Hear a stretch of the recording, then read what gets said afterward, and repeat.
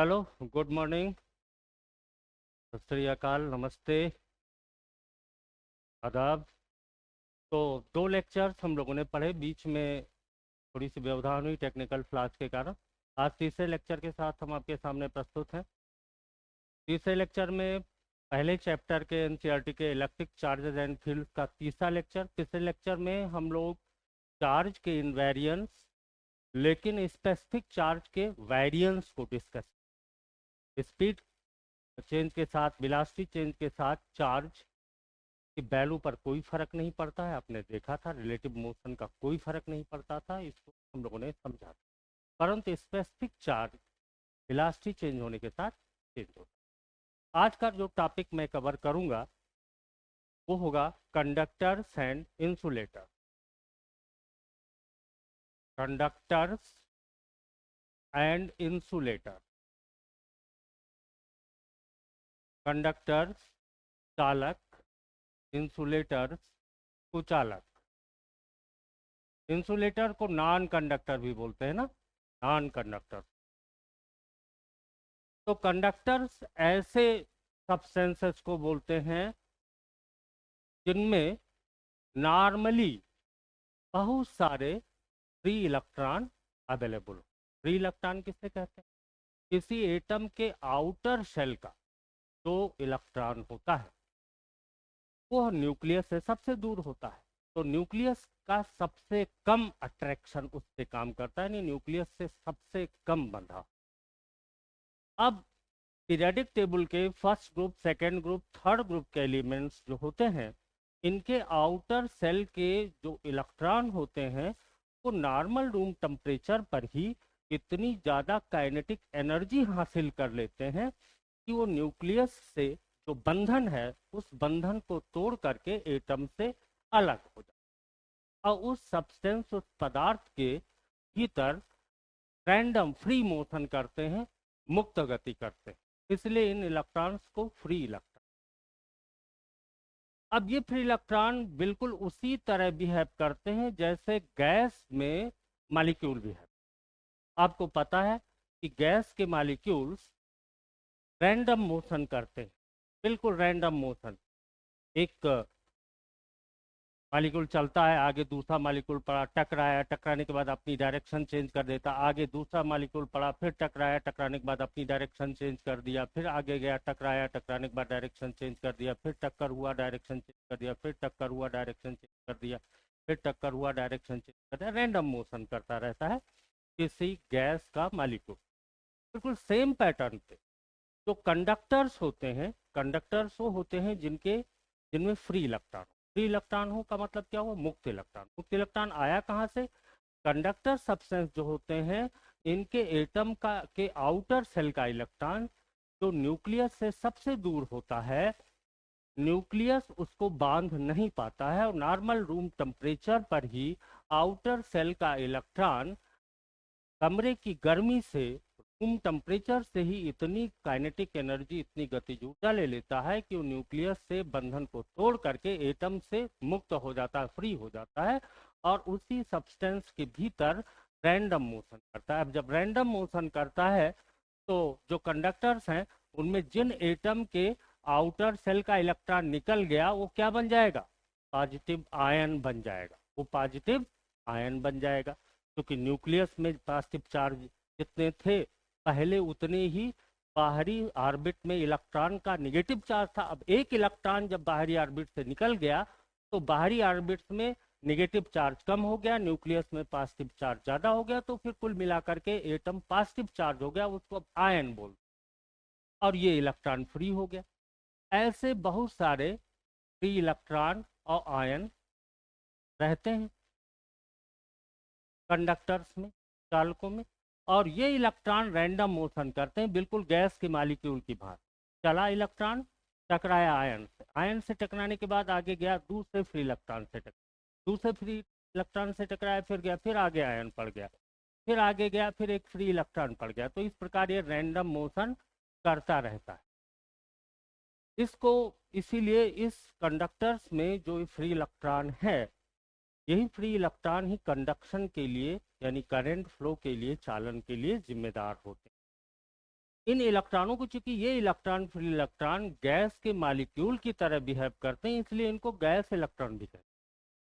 Free electron को gas electron भी कह दिया जाता है। जनरली पीरियोडिक टेबल के first group, second group, third group के एलिमेंट के आउटर सेल के इलेक्ट्रॉन आसानी से रूम टेम्परेचर पर ही गर्मी लेकर के, रूम से गर्मी लेकर के काइनेटिक एनर्जी हासिल कर लेते हैं, और उस काइनेटिक एनर्जी के चलते उस एटम को छोड़ देते हैं और फ्री मोशन करते हैं। लेकिन ये रैंडम मोशन उस सब्सटेंस, उस पदार्थ के वॉल्यूम सरफेस के भीतर ही करेंगे, उस पदार्थ को छोड़ के बाहर नहीं निकल पाए। अब ये जो फ्री इलेक्ट्रॉन है ये कितने स्पीड से मोशन करते हैं? नॉर्मल रूम टेम्परेचर पर ये फ्री इलेक्ट्रॉन जो एटम के आउटर सेल को छोड़ करके फ्री हो गए हैं, ये करीब 10⁵ सेंटीमीटर पर सेकेंड की थर्मल स्पीड एक्वायर कर लेते हैं। थर्मल स्पीड, तापीय चाल। तापीय चाल इसको क्यों कहते हैं? क्योंकि इन इलेक्ट्रॉनों को जो स्पीड मिल रहा है वो किसके कारण मिल रहा है? रूम की गर्मी के कारण मिल रहा है, इसलिए इसको कहते हैं थर्मल स्पीड। ये तो हुई कंडक्टर्स की बात। तो कंडक्टर्स के बारे में हम क्या कह सकते हैं? अगर 2 लाइन में कहना हो तो हम कहेंगे कि द वैलेंस इलेक्ट्रॉन्स, वैलेंस संयोजी इलेक्ट्रॉन, आउटर सेल के इलेक्ट्रॉन को वैलेंस इलेक्ट्रॉन्स कहते हैं। Valence electrons of a conductor can be easily remove, बहुत आसानी से रिमूव हो जाता है एटम से। इजिली रिमूव, बहुत आसानी से एटम से रिमूव्ड हो जाता है। एंड तो इससे बहुत सारे, हर एटम का आउटर सेल का इलेक्ट्रॉन रिमूव हो गया एटम से, वो एटम आयन बन गया, और ये इलेक्ट्रॉन उस कंडक्टर के सरफेस के भीतर रैंडम मोशन कर रहे हैं। ठीक है। And there are a large number of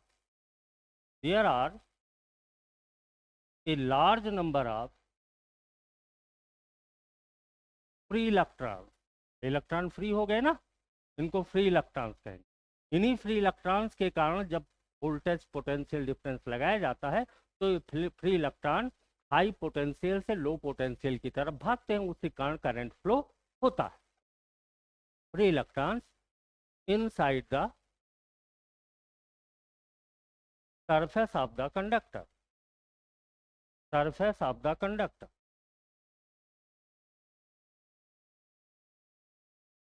okay. These free electrons, और ये जो फ्री इलेक्ट्रॉन्स होते हैं मूव रैंडमली, कैसे मोशन करते हैं? मेटल में रैंडम मोशन, अनियमित गति, move randomly inside the conductor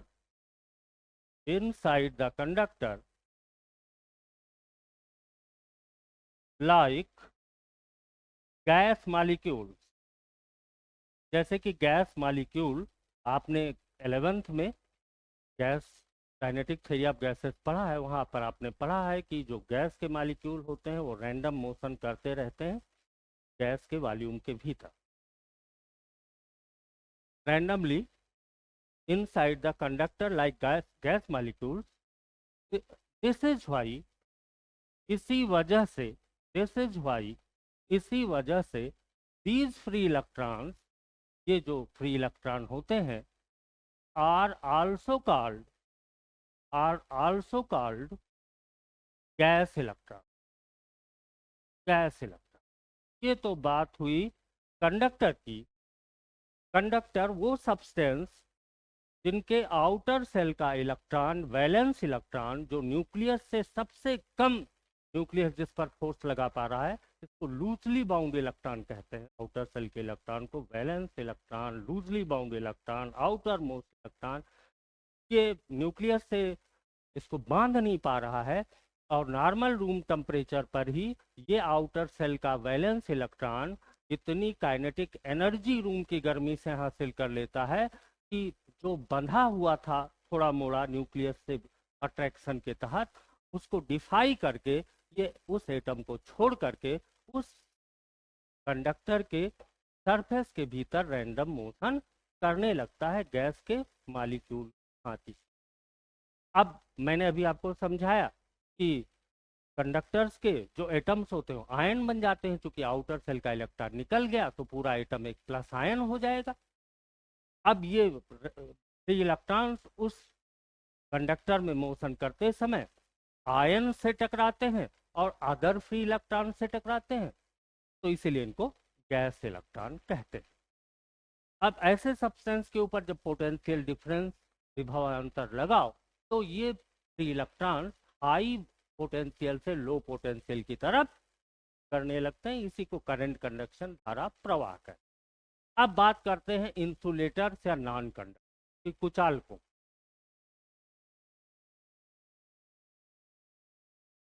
periodic table के चौथे वर्ग, चौथे ग्रुप, पांचवें ग्रुप, छठवें ग्रुप, आगे के ग्रुप के जो एलिमेंट्स होते हैं उनके जो इलेक्ट्रॉन होते हैं, उनके आउटर सेल के इलेक्ट्रॉन होते हैं, वो आस पड़ोस के एटम्स के साथ जब बॉन्डिंग करते हैं, बॉन्ड का फॉर्मेशन करते हैं, तो बॉन्डिंग होती है covalent bond.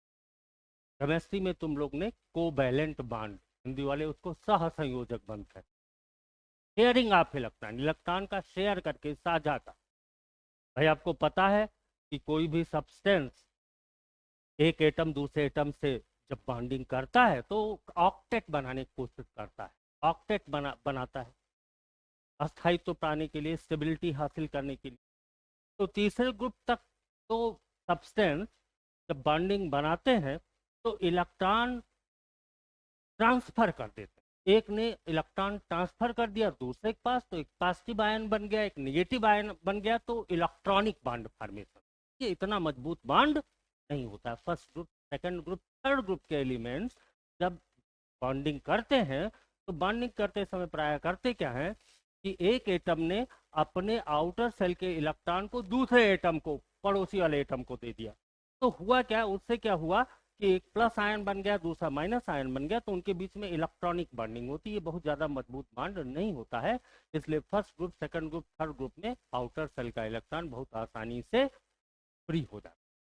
In fourth group के ऊपर के जो एलिमेंट्स हैं उनके आउटर सेल में, फोर्थ ग्रुप के एलिमेंट है तो आउटर सेल में 4 इलेक्ट्रॉन, फिफ्थ ग्रुप के एलिमेंट हैं तो उनके आउटर सेल में 5 इलेक्ट्रॉन, सिक्स ग्रुप के एलिमेंट हैं उनके आउटर सेल में 6 इलेक्ट्रॉन।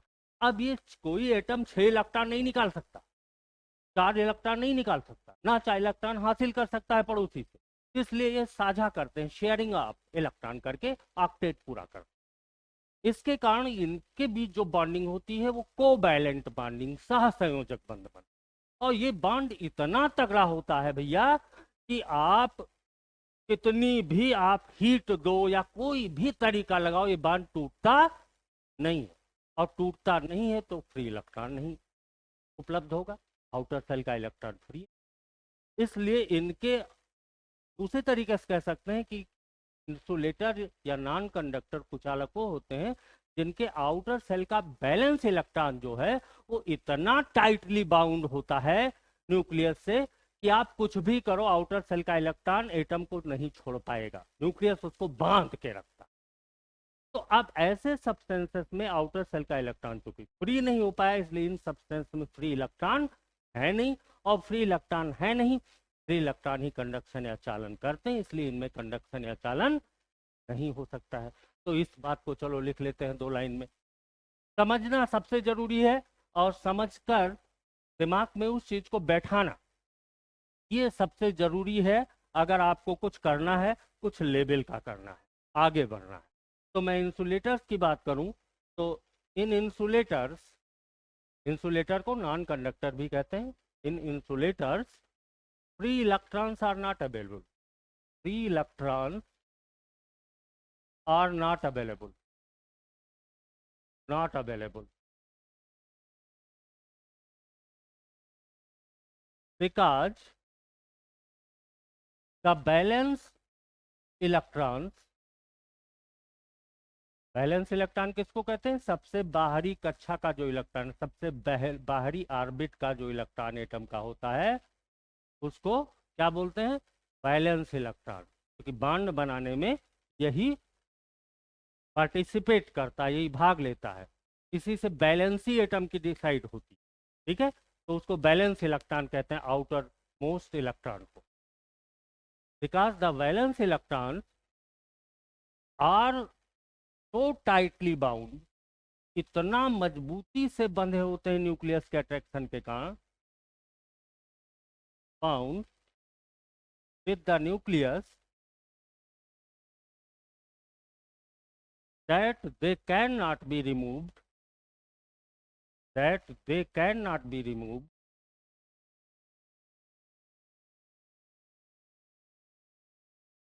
by any means। कोई तरीका लगा दो, लाइट डाल करके बॉन्ड्स टूट जाते हैं, गर्म करने से बॉन्ड्स टूट जाते हैं। यहाँ तुम गर्म नहीं, गरमाओ, लिक्विड स्टेट में लाओ, वेपर स्टेट में, तो भी ये बॉन्ड नहीं टूट, इलेक्ट्रॉन फ्री नहीं होगा। इसलिए ये इनमें फ्री इलेक्ट्रॉन अवेलेबल नहीं होते, इसलिए कंडक्शन नहीं करते। चलिए अब हम आगे बात करते हैं कि हम किसी इंसुलेटर को चार्ज देने जा रहे हैं। हम किसी इंसुलेटर को चार्ज देने का मतलब एक इलेक्ट्रॉन दे दिया या एक इलेक्ट्रॉन निकाल लिया। चार्ज करने के लिए क्या होता है भाई, कोई एटम है, उसके न्यूक्लियस में जितना प्लस चार्ज होता है, आउटर सेल्स में उतना ही माइनस चार्ज होता है, न्यूट्रल होता है एटम। अब करें क्या कि इसमें इसको एक इलेक्ट्रॉन एक्स्ट्रा दे दो, एक इलेक्ट्रॉन बाहर से दे दो। तो एक इलेक्ट्रॉन बाहर से दे दोगे तो आउटर सेल में माइनस चार्ज ज्यादा हो जाएगा, मोर माइनस चार्ज हो जाएगा। पहले जितना माइनस था उतने न्यूक्लियस में प्लस था, बाहर से आपने एक इलेक्ट्रॉन दे दिया तो आउटर सेल में नेगेटिव चार्ज की वैल्यू न्यूक्लियस के पॉजिटिव चार्ज से ज्यादा हो जाएगी, तो इस पर नेट चार्ज आ जाएगा माइनस ई, या सिंपली खाली माइनस बोल। ठीक, अगर इससे एक इलेक्ट्रॉन निकाल लो, आउटर सेल से एक इलेक्ट्रॉन निकाल लिया, तो निकाल लेंगे तो होगा क्या कि अब जितना न्यूक्लियस में प्लस था उससे माइनस एक इलेक्ट्रॉन के चार्ज के बराबर कम हो जाए। तो माइनस कम हो गया, प्लस कुल मिलाकर ज्यादा हो गया, तो इस पर एक इलेक्ट्रॉन के चार्ज के बराबर प्लस चार्ज, एक इलेक्ट्रॉन के चार्ज के बराबर प्लस चार्ज आएगा। तो मैं चलिए चार्ज करने की कोशिश करता हूं पहले इंसुलेटर। जब किसी इंसुलेटर को हम चार्ज करते हैं, मान लिया इंसुलेटर है और इस पर कोई चार्ज नहीं है, Q बराबर 0, Q बराबर।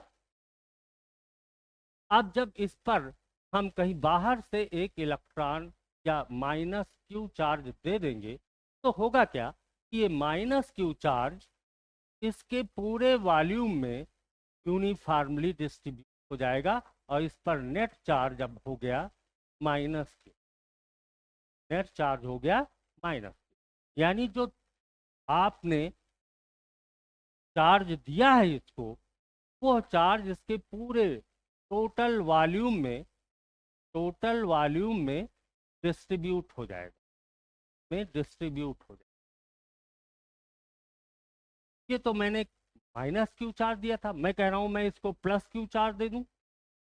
पहले इसमें नेट चार्ज 0 है, इस समय इंसुलेटर है, कुचालक है, नेट चार्ज इस समय 0 है, मैंने इसको प्लस Q चार्ज दे दिया। तो अब होगा क्या, दिया गया प्लस Q चार्ज इसके पूरे वॉल्यूम में यूनिफॉर्मली डिस्ट्रीब्यूट हो जाएगा, यूनिफॉर्मली एक समान तौर पे डिस्ट्रीब्यूट हो जाएगा।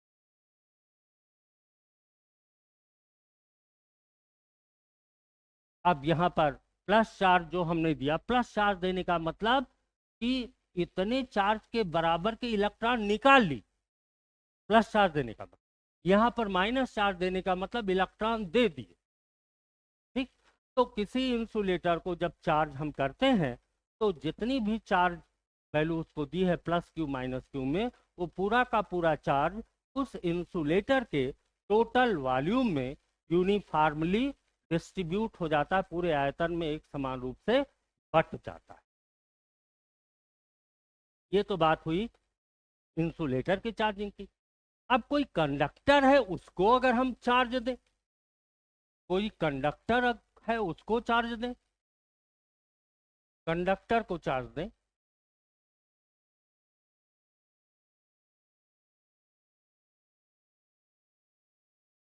तो आपका एक कंडक्टर है, मैं उसको चार्ज देने की कोशिश करता हूं।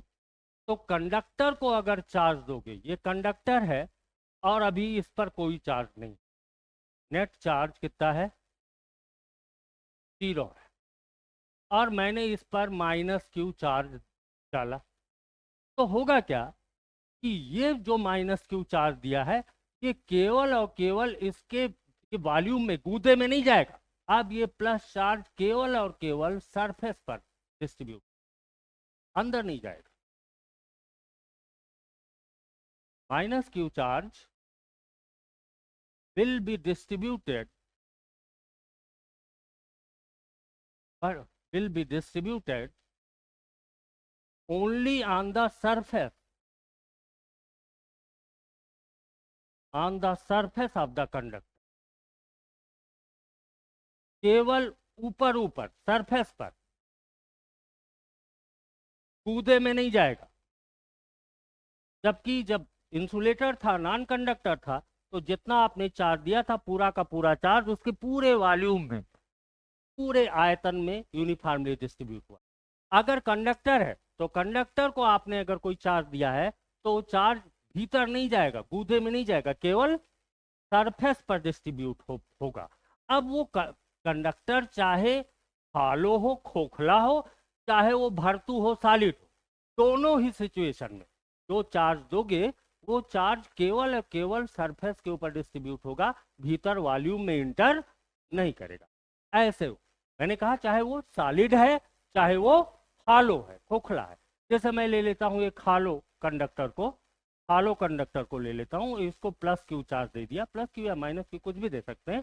तो होगा क्या, इस सिचुएशन में भी पूरा का पूरा जो प्लस चार्ज आपने दिया है, यहाँ माइनस चार्ज दिया था, यहाँ माइनस शो करना चाहिए था, सॉरी, -q चार्ज दिया था, -q चार्ज डिस्ट्रीब्यूट हो गया, यहाँ +q चार्ज दिया, तो +q चार्ज पूरे सरफेस पर यूनिफॉर्मली डिस्ट्रीब्यूट हो जाएगा। अब इसका नेट चार्ज जो होगा इस पर, वो हो जाएगा +q, जितना मैंने दिया है। यहाँ नेट चार्ज हो जाएगा -q। पहले इस पर कोई चार्ज नहीं था, ये न्यूट्रल था, न्यूट्रल था।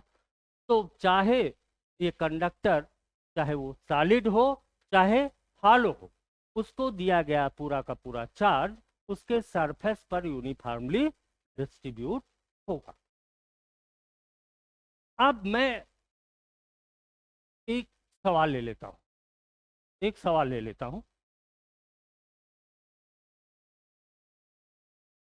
मैं कह रहा हूं कि अगर मेरे पास एक सॉलिड है और एक हालो, खोखला, सॉलिड भरतू, हालू, हालो खोखला, कंडक्टिंग स्फीयर। कैसे स्फीयर है, कंडक्टर वाला स्फीयर है, conducting sphere, having same radius, और दोनों का जो साइज है वो सेम है, रेडियस है जो सेम है। देन मैं स्टेटमेंट आपसे चेक करा रहा हूं, हालो sphere will hold more charge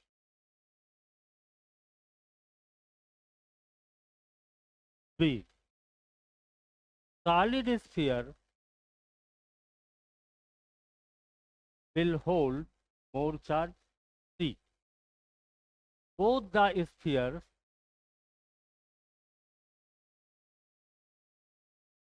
will hold same charge, or D. Both the sphere will not hold any charge.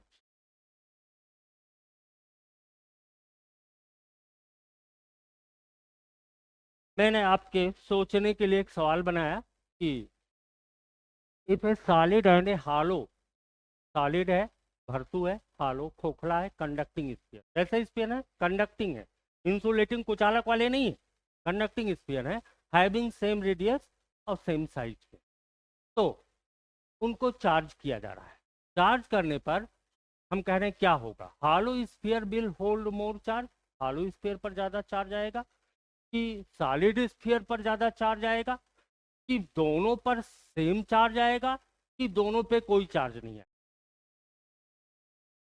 तो गधाराम, मैंने बताया कि चाहे हालो स्फीयर हो, चाहे सॉलिड हालो कंडक्टर हो, चाहे सॉलिड कंडक्टर हो, आप चार्ज दोगे तो सिर्फ और सिर्फ उसके सरफेस पर आएगा। तो सरफेस तो दोनों के सेम हुए, क्योंकि दोनों के रेडियस सेम है, सरफेस सेम हुए, इसलिए दोनों पर सेम चार्ज आएगा, दोनों पर सेम चार्ज आएगा। चलिए मैं कुछ स्टेटमेंट लेता हूं और मैं कहता हूं कि इसमें से कौन सा स्टेटमेंट ट्रू सही है। क्वेश्चन है which of the following is not true, कौन सा नहीं सही? Which of the following is not true, इनमें से कौन सा सही नहीं है? पहला मैं कह रहा हूं कि charge on A body is always in integral multiples of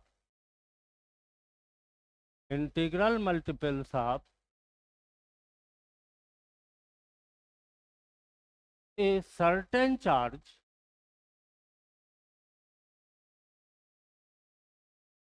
called electronic charge. Electronic charge या इलेक्ट्रॉन का चार्ज एक ही बात हुआ, चाहे इलेक्ट्रॉनिक चार्ज का मतलब हुआ इलेक्ट्रॉन का। बी, पढ़िए आप, इसको पढ़ते जाइए, हम आपसे आंसर भी पूछते हैं। कुछ स्टेटमेंट लिख रहा हूं, इसमें कौन सा ट्रू नहीं है, कौन सही नहीं है, आपको बताना है। बी मैं कह रहा हूं charge is a scalar quantity, scalar quantity. C मैं कह रहा हूं net charge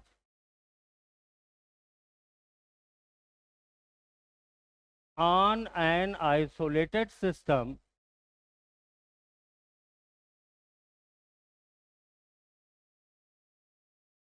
is always constant। भी मैं कह रहा हूं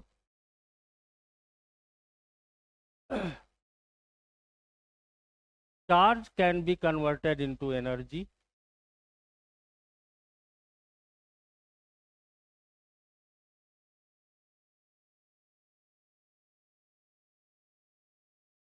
and energy can be converted into charge।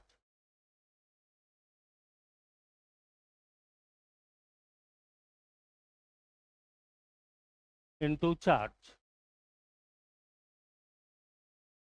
मैंने कहा कौन सा स्टेटमेंट ट्रू नहीं है? जितना मैंने अभी तक पढ़ा है उसी से सवाल बना है, इसीलिए उसी में अकल लगाइए, इधर उधर अकल लगाने की जरूरत नहीं है। पहला है charge on A body is always in integral multiple of a certain charge called electronic charge. Charge on a body, किसी वस्तु पर जो चार्ज होता है, ऑलवेज इन इंटीग्रल मल्टीपल, वो हमेशा इंटीग्रल मल्टीपल में होता है एक सर्टेन चार्ज को, जो इलेक्ट्रॉनिक चार्ज कहलाता है। इसको पढ़ाया था क्या? कौन सा टॉपिक ये था? कौन सा टॉपिक ये था?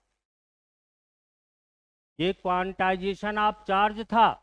Q बराबर एनी, चार्ज की प्रॉपर्टी, किसी भी सब्सटेंस पर जो चार्ज होता है वो E के मल्टीपल में हमेशा होता है। ये तो सही है, ये सही है। Charge is a scalar quantity.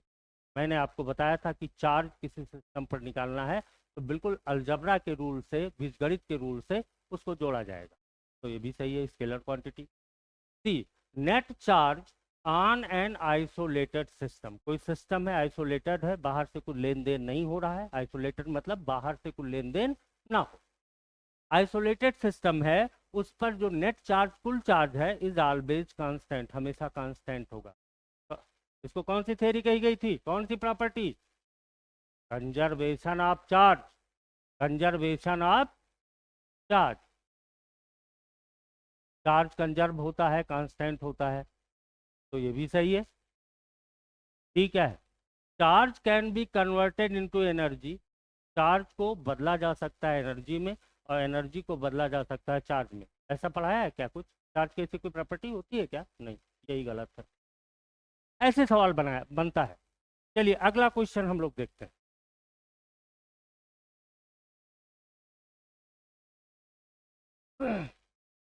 अगला क्वेश्चन हम लोग करते हैं।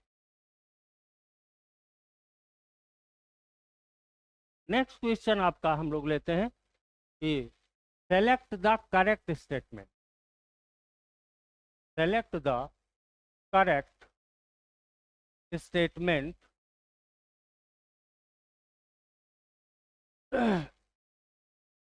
About electric charge, electric charge के ऊपर करेक्ट स्टेटमेंट को हम लोगों को सेलेक्ट करना है। पहला स्टेटमेंट मैं दे रहा हूं कि charge can be converted into energy, है सही क्या, ऐसी कोई प्रॉपर्टी पढ़ा है क्या कि चार्ज को एनर्जी में कन्वर्ट किया जाए, मैंने पढ़ाया है क्या, नहीं, चार्ज एनर्जी में, गलत है। C, charge of a particle, charge of a particle increases with its velocity, increases with its velocity, याद कीजिए, इनवेरियंस ऑफ चार्ज पढ़ा है तुमने, जिसमें आपको बताया गया है चार्ज रुका हो तो जितनी वैल्यू होगी उतनी ही वैल्यू, जब वो मोशन में होगा तो भी चार्ज की वैल्यू उतनी ही होगी, वेलोसिटी का चार्ज पे कोई फर्क नहीं पड़ता है। यहाँ क्या लिखा है कि चार्ज ऑफ ए पार्टिकल, किसी पार्टिकल का चार्ज इंक्रीज कर रहा है, बढ़ रहा है वेलोसिटी के बढ़ने के साथ, ऐसा नहीं होता है, वेलोसिटी कुछ भी करो चार्ज की वैल्यू चेंज नहीं होती है। आपको बताया था मास चेंज हो जाता है वेलोसिटी बढ़ने पर, लेकिन चार्ज पे कोई फर्क नहीं पड़ता, यानी ये भी गलत है। C, charge of a body, charge of a body is always positive और जीरो, ये गधों के लिए लिखा गया है। अरे चार्ज कुछ भी हो सकता है बॉडी का, पॉजिटिव भी हो सकता है, नेगेटिव भी हो सकता है, न्यूट्रल है तो जीरो होगा। यहाँ क्या लिखा गया कि किसी बॉडी का चार्ज या तो पॉजिटिव हो गया तो जीरो होगा, तो निगेटिव नहीं होगा का, बिल्कुल हो सकता है, निगेटिव भी हो सकता है, अगर निगेटिवली चार्ज है, पॉजिटिवली चार्ज है तो नेट चार्ज पॉजिटिव होगा, न्यूट्रल है तो जीरो होगा, तो खाली पॉजिटिव और जीरो होगा ऐसा तो है नहीं। C, charge of a body, charge of a body is in integral multiples, is in integral multiples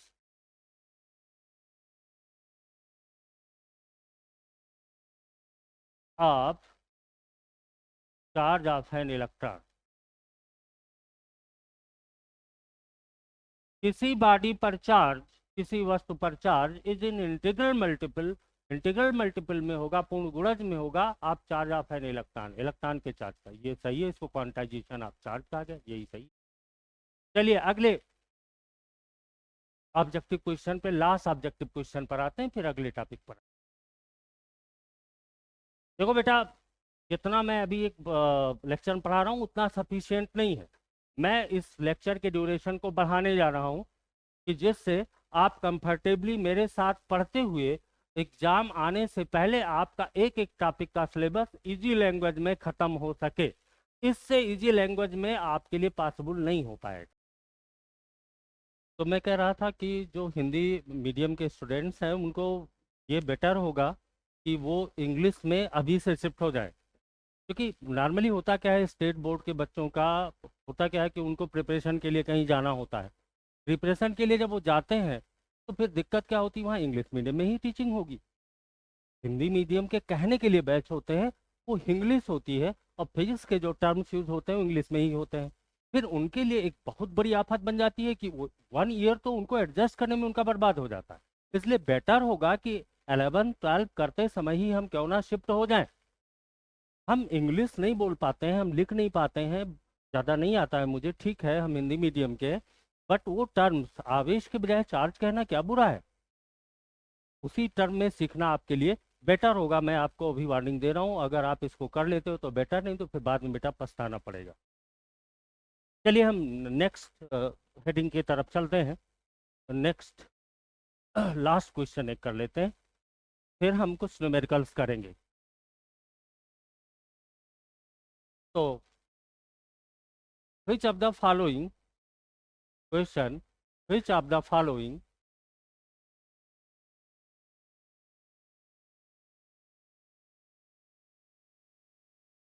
is not true, is not true about electric charge?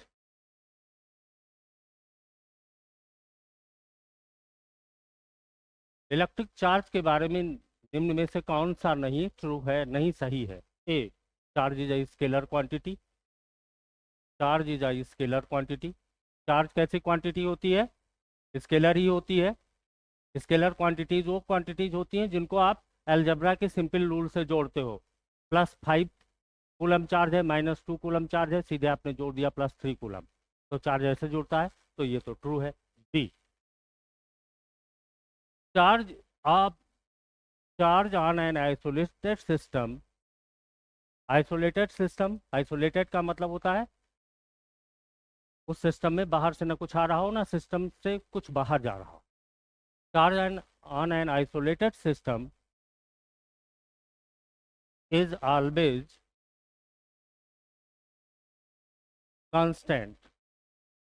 इससे आइसोलेटेड सिस्टम का चार्ज कांस्टेंट होता है, ना बाहर से आ रहा है ना जा रहा है। इसी को क्या बोलते हैं? Conservation of charge. पढ़ाया मैंने, आप पढ़ चुके हो। ये भी सही है। क्या नहीं सही है किसको देखना है? C, a particle having, a particle having, इसको जरा ध्यान से देखिएगा, having non zero rest mass can have zero charge, can have non zero charge. थोड़ा घुमा दिया, ऐसे करता है, थोड़ा घुमा देता है, आप समझे हो कि नहीं समझे हो, यही टेस्ट हो जाता है। ए particle having non zero rest मास, नॉन जीरो,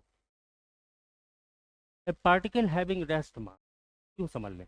नॉन जीरो का मतलब कुछ है 5 10 15 नॉन जीरो, यानी ये particle having rest mass 5 kg 2 kg 5 gram 10 gram. Can have non zero charge, can have non zero मतलब कुछ वैल्यू, मतलब कैन हैव चार्ज, यानी ये पार्टिकल जिसमें मास है उसमें कुछ चार्ज हो सकता है। बिल्कुल सही है, क्योंकि जरूरी है, मैंने आपको पढ़ाया है कि किसी पार्टिकल में चार्ज तभी हो सकता है जब उसमें कोई मास, अगर मास नहीं है तो चार्ज नहीं हो सकता। तो ये भी सही है। D, a particle having, NEET के क्वेश्चंस हैं ये सब, अलग अलग लैंग्वेज बिल्कुल सेम नहीं है लेकिन नीट में पूछे गए हैं। ए पार्टिकल हैविंग जीरो रेस्ट मास, जीरो रेस्ट मास यानी पार्टिकल का मास जीरो है। ए particle having zero rest mass can have, can have non zero charge.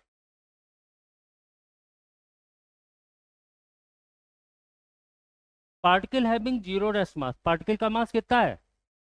Zero, zero mass है, और उसका चार्ज कितना है? कुछ चार्ज है, नॉन जीरो मतलब कुछ चार्ज है। तो बिना मास के चार्ज हो सकता है क्या? नहीं हो सकता, यही गलत है। चलिए आगे बढ़ते हैं हम, चार्जिंग की प्रोसेस। तो चार्जिंग की प्रोसेस इंसुलेटर्स की भी चार्जिंग देखेंगे। आवेशन, आवेशन, चार्जिंग, आवेशन, चार्जिंग, आवेशन।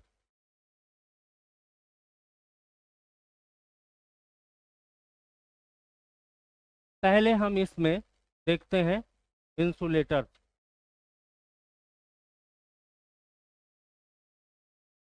नहीं, मैं इसमें डिवाइड नहीं करता हूं, मैं कहता हूं charging by friction.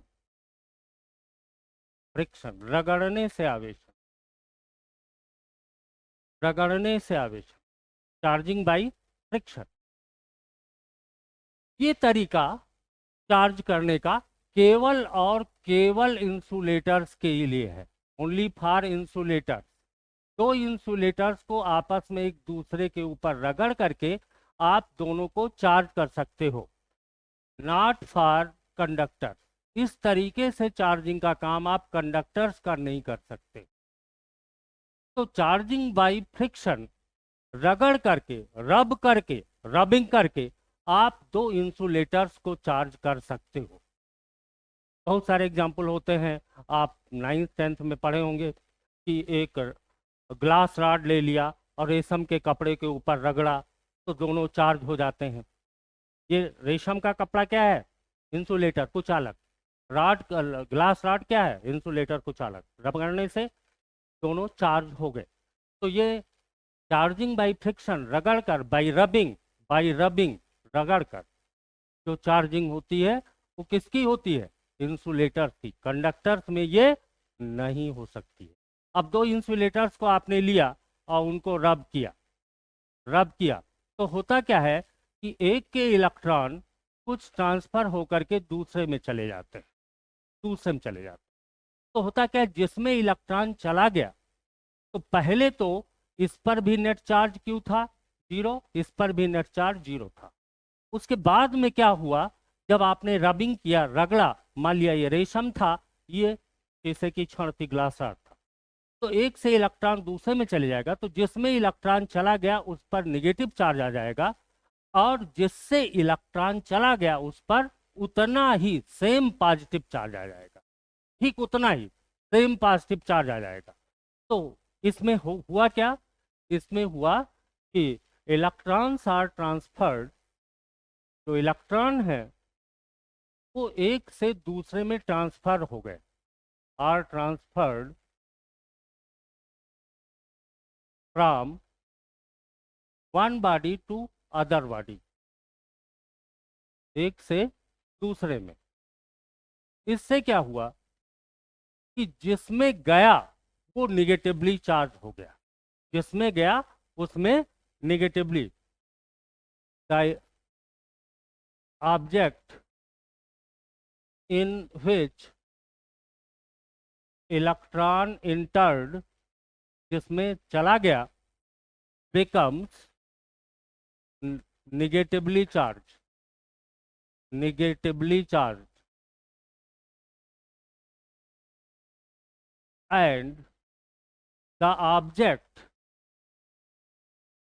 and the object, और वो वस्तु जिससे इलेक्ट्रॉन निकला, फ्रॉम which, जिससे कि इलेक्ट्रॉन लेफ्ट, जिससे इलेक्ट्रॉन निकला, बिकम्स इक्वली पॉजिटिव चार्ज। उतना ही वो पॉजिटिव चार्ज हो जाएगा जितना पहले वाले में इलेक्ट्रॉन गया और जितनी नेगेटिव चार्ज उस पर पैदा हुआ, जिससे इलेक्ट्रॉन निकला ठीक उतना ही उस पर पॉजिटिव चार्ज आएगा, इक्वली पॉजिटिव चार्ज। फर्क नहीं होगा कि एक ज्यादा नेगेटिव चार्ज हो जाए, दूसरा कम पॉजिटिव चार्ज हो जाए। जितना पहले पर जिसमें इलेक्ट्रॉन गया उसमें जितना नेगेटिव चार्ज पैदा हुआ, जिससे इलेक्ट्रॉन निकला ठीक उतना ही उस पर पॉजिटिव चार्ज पैदा हो जाए। अब दूसरा तरीका, charging by conduction, charging by conduction, चालन के द्वारा, कंडक्शन के द्वारा। कंडक्शन किसमें होगा? कंडक्टर्स में होगा। यानी ये तरीका जो आवेशन का है, चार्जिंग का है, ये only for conductors, only for conductors. ये केवल कंडक्टर्स पर लागू होगा, not for insulators, not for insulator. Insulators पर यह तरीका लागू नहीं होगा।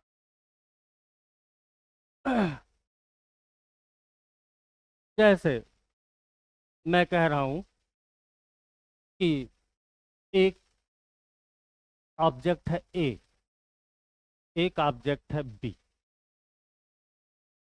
पहले पे मान लेते हैं चार्ज है +2 कूलम और दूसरे पर चार्ज है 0 कूलम, 0 कूलम। अब इसमें क्या होगा, इसको हम कनेक्ट करेंगे, connect by conducting wire. Conducting wire से इनको हम कनेक्ट करेंगे। तो जब कनेक्ट करेंगे तो होगा क्या कि चार्ज का रिडिस्ट्रीब्यूशन हो जाएगा। मैं ले रहा हूं, दोनों के साइज सेम है, A and B are of same size. Simple example ले रहा हूं पहले, फिर आगे बढ़ूंगा। सेम साइज के, जितना बड़ा ए है उतने बड़ा बी। पहले पर चार्ज +2 कूलम, दूसरे पर 0 कूलम। अब इसमें बी पर कोई चार्ज नहीं, पहला वाला चार्ज है। अब इसमें चार्जिंग के लिए आपको करना क्या पड़ेगा, कंडक्शन का प्रोसेस करना पड़ेगा, चालन का। कंडक्शन किसके द्वारा होगा, कंडक्टर के थ्रू। एक वायर, कंडक्टर वायर से मैंने इसको कनेक्ट कर दिया। अब क्या होगा, रिडिस्ट्रीब्यूशन हो जाएगा, रिडिस्ट्रीब्यूशन, पुनर्वितरण, पुनर्वितरण।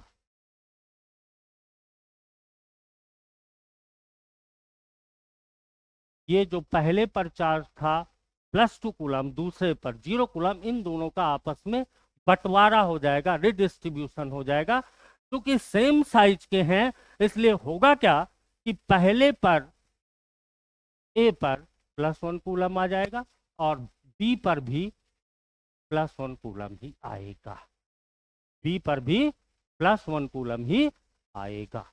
ऐसा नहीं, अब ये साइज के ऊपर डिपेंड करता है। यहां दोनों सेम साइज थे इसलिए इक्वली डिस्ट्रीब्यूट हो गया, इसलिए इक्वली डिस्ट्रीब्यूट हो गया। अब मैं जरा एक और एग्जांपल लेता हूं। अभी सेम साइज का एग्जांपल लेकर बात करेंगे, फिर डिफरेंट साइज को लेकर के बात करेंगे। मेरे पास एक ऑब्जेक्ट है जिस पर चार्ज है +2 कूलम, +2 कूलम, और मैंने 3 ऑब्जेक्ट इससे कनेक्ट कर दिए सेम साइज के। 1, सेम साइज के हैं, सब सेम साइज के। 2, छोटा बड़ा हो सकता है, बन जाए मुझसे, लेकिन सब all same size, all same size. ये थोड़ा बड़ा हो गया, इसको सेम साइज का कर लें, सब सेम साइज के। ठीक, आर्ट मेरा सही नहीं है दोस्त, उल्टा सीधा बनता है। आप ये समझो, भावना को समझो, फीलिंग को, कि सब सेम चार्ज के हैं। पहले पर +2 कूलम चार्ज, इस पर चार्ज 0 है, इस पर चार्ज 0 है, इस पर चार्ज 0 है। इनको कांटेक्ट करा दिया या वायर से जोड़ दिया, यहाँ सीधे हमने कांटेक्ट में ला दिया है तो जुड़ गया आपस में। तो अब रिडिस्ट्रीब्यूशन होगा चार्ज का, क्योंकि सेम साइज के हैं, सेम साइज के हैं, all are of same size, इसलिए +2 कूलम इन चारों में सेम साइज होने का कारण इक्वली डिस्ट्रीब्यूट हो जाएगा, इक्वली।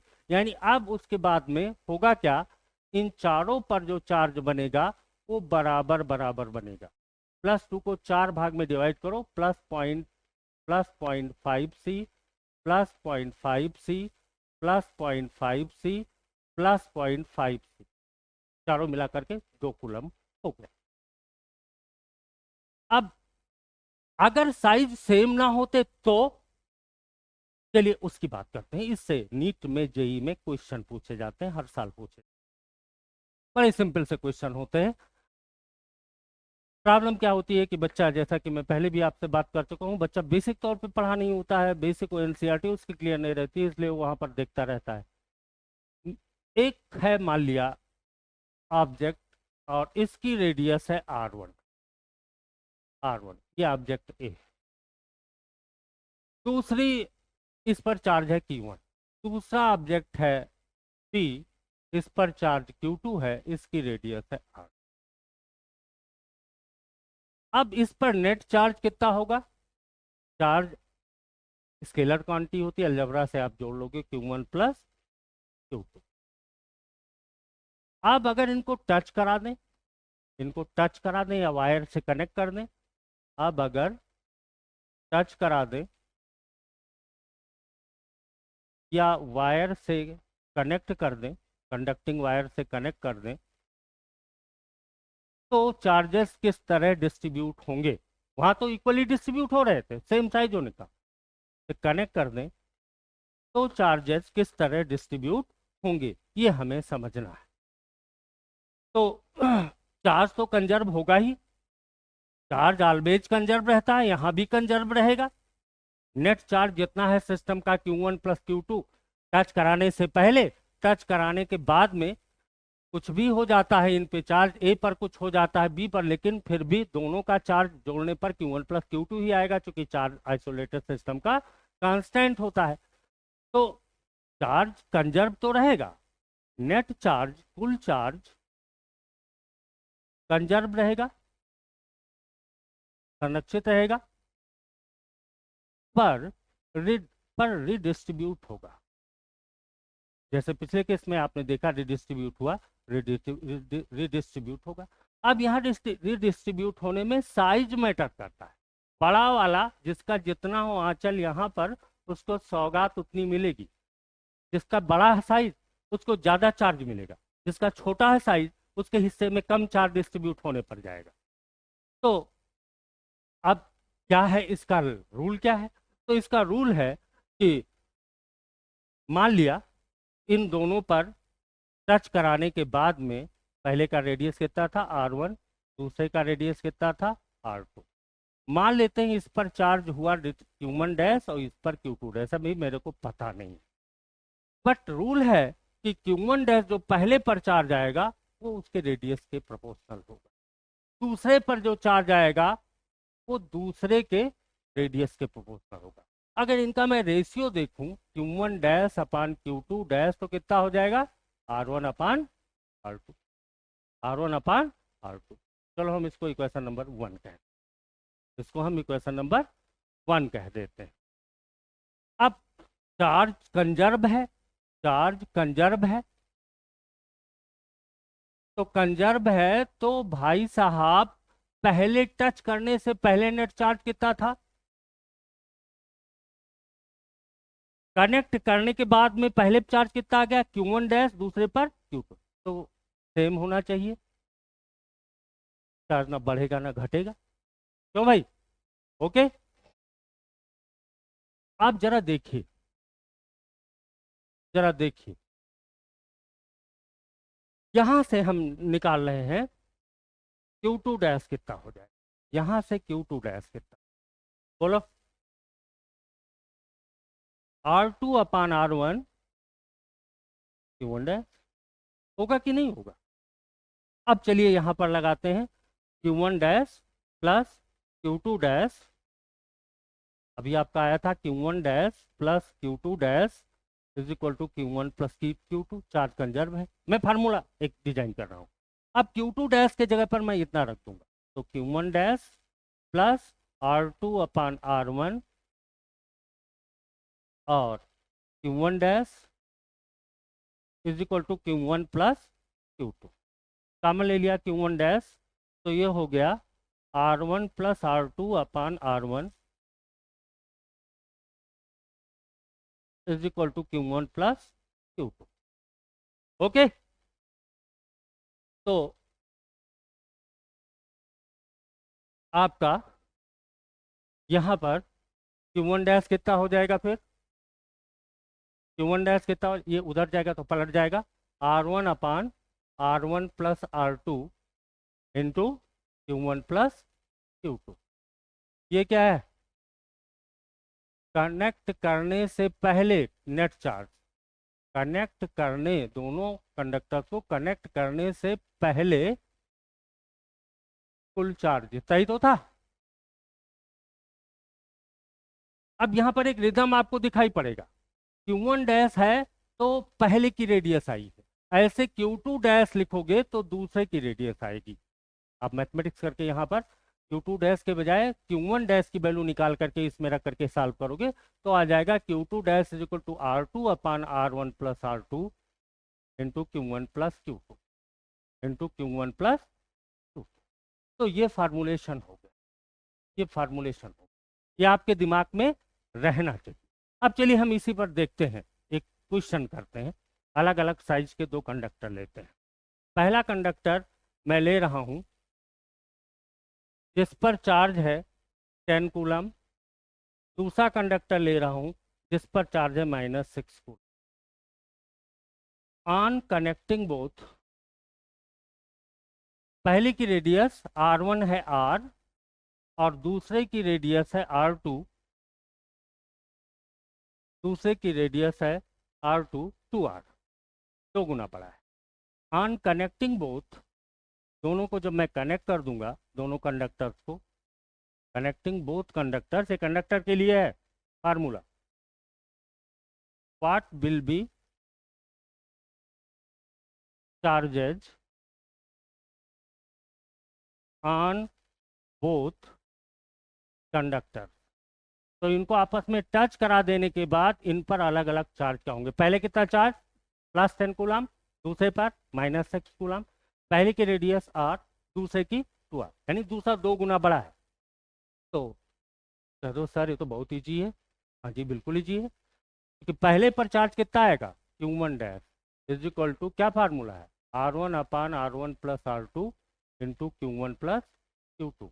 वैल्यू रखो, Q1 dash is equal to, R1 R है, R1 कितना है R, R1 + R2 R + 2R, Q1 + Q2 कितना 10 कूलम -6 कूलम। ये हो गया 1/3 तो 4 कूलम, 4/3 कूलम। अगर मैंने गलती नहीं किया कैलकुलेशन में, अगर मैंने कैलकुलेशन में गलती नहीं किया तो 4/3 कूलम। Q2 डैश कितना हो जाएगा दूसरे पर, R2/R1 + R2 Q1 + Q2 कितना हो गया, R2 की वैल्यू है 2R/R + 2R, 10 कूलम -6 कूलम, कितना हो गया यार, 2/3 कूलम। ओके, ये तो 2 का एग्जाम्पल लेकर, चलिए हम 3 का एग्जाम्पल लेकर करते हैं। चलिए हम 3 का एग्जाम्पल लेकर करते हैं। 3 को ले लेते हैं। ये फार्मूला आपके जहन में बैठ जाना चाहिए। 3 का एग्जाम्पल लेकर के कर लेते हैं। मेरे पास 3 है, क्वेश्चन में ले रहा हूँ। एक है A जिस पर चार्ज है 8 कूलम। दूसरा है B, उस पर चार्ज है -2 कूलम। तीसरा है C, उस पर चार्ज है Q3 is equal to +4 coulomb. ठीक, सबकी रेडियस सेम है, सबकी रेडियस सेम है। A एंड B को पहले टच किया गया, टच फर्स्ट, पहले A और B को टच किया गया। Then B is touched to C. Find the charge on each. हर पर चार्ज कितना है। पहले क्या करूंगा, A को B से टच करा दूंगा, उसके बाद में फिर B को C से टच करा दूंगा। तो चलो पहले A को B से टच कराओ। तो इस पर चार्ज मान लिया आ गया Q1 डैश। Q1 डैश कितना हो जाएगा, R1/R1 + R2 Q1 + Q2 कितना हो गया, R/R + R Q R 8C -2C 1/2 6C यानी 3C। Q2 डैश B पर कितना आ गया, R2/R1 + R2 8C -2C कितना हो गया 3C, 3 कूलम इस पर। अब B पर कितना हो चुका है 3 कूलम। अब B पर कितना है 3 कूलम। और सी पर कितना है 4 कूलम। अब इन दोनों को टच कर रहा हूँ मैं, अब इन दोनों को टच कर रहा हूँ। तो ए पर तो फाइनल हो गया, कितना चार्ज 3 कूलम। बी और सी पर अभी फिर से टच करके जो फाइनल होगा उसको हम करेंगे। तो इस पर चलो लगाओ formula, Q B dash is equal to R पहले की रेडियस बटे आर प्लस आर इंटू इसका कितना है 3c प्लस 4c, यानी कितना हो गया प्लस 3.5। चलिए क्यू क्यू सी डैश देखें, r upon r plus r और 3c प्लस 4c,